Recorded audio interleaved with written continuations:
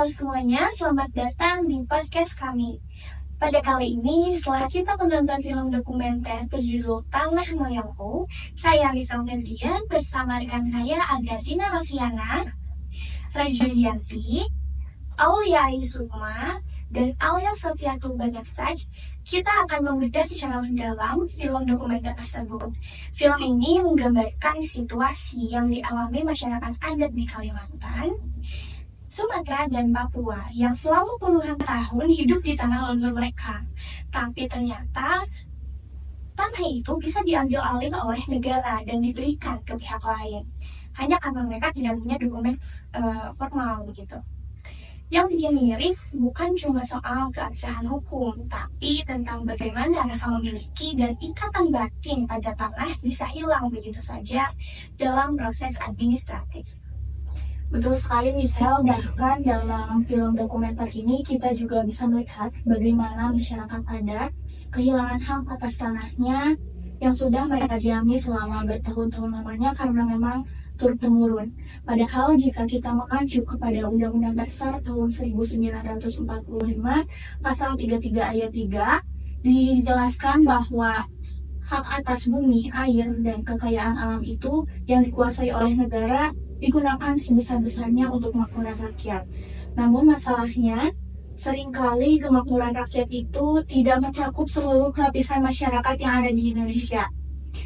Seperti contohnya, menurut data penguasaan lahan di Indonesia, sebesar 60% lahan produktif ini dikuasai oleh perusahaan besar. Sedangkan petani kecil hanya menguasai sebesar 24% dari lahan yang produktif. Nah, seperti yang dijelaskan juga pada video dokumenter, kita bisa lihat bahwa masyarakat adat ini seringkali kehilangan hak atas tanah mereka karena tidak adanya dokumen resmi atau sertifikat tanah.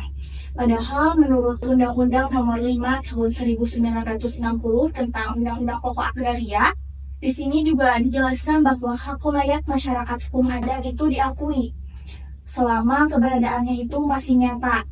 Sayangnya pengakuan itu seringkali tidak sampai pada tahap pelaksanaan seperti itu. Nah, dan ini itu bukan cuma soal legalitas ya, tapi dalam film dokumenter ini kita bisa lihat bahwasanya dampak sosial itu sangat nyata dirasakan oleh masyarakat. Ketika masyarakat tidak bisa lagi memiliki akses terhadap tanah mereka sendiri, mereka itu kehilangan akses juga terhadap ruang hidup. Mereka itu tidak bisa lagi bebas berkebun atau bahkan hanya sekedar bercocok tanam. Mereka itu bahkan dalam menjalankan aktivitas sehari-hari pun dipenuhi akan rasa takut. Mereka itu walaupun secara tidak langsung dalam film dokumenter ini dibahas tentang dampak kerusakan alamnya, namun kita bisa pahami bahwasanya saat tanah diambil alih oleh perusahaan ataupun negara, maka hubungan antara manusia dan alam itu akan menjadi renggang.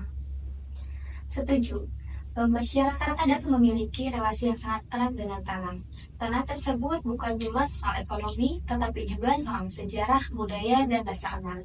Ketika tanah mereka jadi milik pihak lain karena dianggap sebagai tanah negara, mereka kehilangan fondasi utama kehidupan.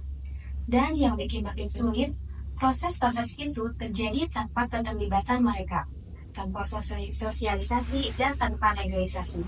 Tahu-tahu tanah itu sudah masuk ke dalam peta konsesi. Nah, ini penting juga dikaitkan dengan kebijakan penataan ruang Undang-Undang Nomor 26 Tahun 2007. Seharusnya memastikan bahwa semua bentuk rencana tata ruang mempertimbangkan eksistensi masyarakat lokal. Tapi dalam film ini bisa kita lihat bahwa masyarakat tidak pernah tahu bahwa tanah mereka telah ditetapkan dalam peta rencana yang lebih besar. Begitu tanah mereka ditetapkan sebagai bagian dari wilayah pengelolaan tertentu, akses mereka secara hukum bisa hilang. Padahal sebelumnya mereka hidup harmonis di sana selama bertahun-tahun. Nah, kita juga nggak boleh lupa nih, bahwa saat tanah hilang, bukan cuma ruang hidup yang lenyap, tapi juga kendali atas sumber daya lain seperti air. Walaupun di film ini tidak menjadi isu utama ya, tapi kita juga bisa menarik benang merahnya gitu. Iya, betul sekali bahwa hal ini juga tidak kalah penting karena berdasarkan Undang-Undang Nomor 17 Tahun 2019 tentang sumber daya air, bahwa pemerintah itu memiliki wewenang untuk mengatur hak masyarakat dalam mengakses dan mengelola air secara adil dan berkelanjutan guna memenuhi kebutuhan hidupnya. Tapi pada kenyataannya, jika tanahnya sudah dikuasai oleh pihak lain, otomatis masyarakat tersebut juga akan kehilangan akses terhadap sumber mata air seperti sungai, sumur, danau, dan sumber mata air lainnya. Hal ini juga diperkuat dengan peraturan pemerintah nomor 121 tahun 2015 yang membuka peluang bagi perusahaan swasta untuk pengusahaan air. Nah, jika hal ini terjadi, maka masyarakat bisa saja tersingkir dari hak pengelolaan air karena posisi mereka dianggap lemah secara hukum. Nah, dan yang paling menyedihkan itu, masyarakat adat itu justru adalah mereka yang paling menjaga sumber air secara alami. Mereka itu tahu kapan air itu boleh diambil dan kapan juga harus dijaga. Mereka punya kearifan lokal yang berlapis. Tapi ketika tanah mereka menjadi bagian dari perusahaan, semua itu hilang. Kontrol dan kedaulatan atas sumber daya air ikut terlepas. Ini bukan cuma soal hak tanah atau air, tetapi ini soal keadilan. Masyarakat adat tidak pernah menjual tanah mereka. Mereka hanya tidak diakui dalam sistem. Dan penderitaan yang mereka alami itu nyata. Ketidakpastian, rasa takut, bahkan tekanan batin karena terus merasa tidak punya pegangan hukum di tanah sendiri. Ketika akses ke tanah mereka dicabut, mereka kehilangan sumber pangan, kehilangan kebebasan, dan bahkan kehilangan hubungan antar anggota komunitas. Makanya, evaluasi pembangunan seperti yang diatur dalam Peraturan Pemerintah Nomor 39 Tahun 2006 harus benar-benar memperhitungkan aspek sosial dan budaya. Pembangunan yang tidak memanusiakan masyarakat lokal hanya akan memperdalam ketimpangan. Harus ada kesadaran bahwa pembangunan yang baik bukan yang membangun gedung tinggi atau jalan lebar, tetapi yang melibatkan semua warga termasuk mereka yang hidup jauh dari urusan kekuasaan, tapi punya kedekatan tinggi dengan alam. Film Tanah Moyang ini mengingatkan kita bahwa tanah bukan cuma aset, ia adalah warisan, ruang hidup, dan identitas. Ketika tanah diambil alih secara sepihak, yang hilang bukan hanya cuma lahan, tapi juga martabat. Baik, mungkin sekarang sudah di penghujung obrolan kita ya. Semoga lewat podcast ini kita bisa lebih peduli dan sadar bahwa keadilan agraria bukan sekedar slogan, tapi perjuangan panjang yang masih belum terselesaikan. Sebelum saya benar-benar mengakhiri podcast ini, izinkan saya untuk menyimpulkan bahwa pengakuan atas hak masyarakat adat masih sangat lemah meskipun mereka punya ikatan yang kuat dengan tanahnya sendiri.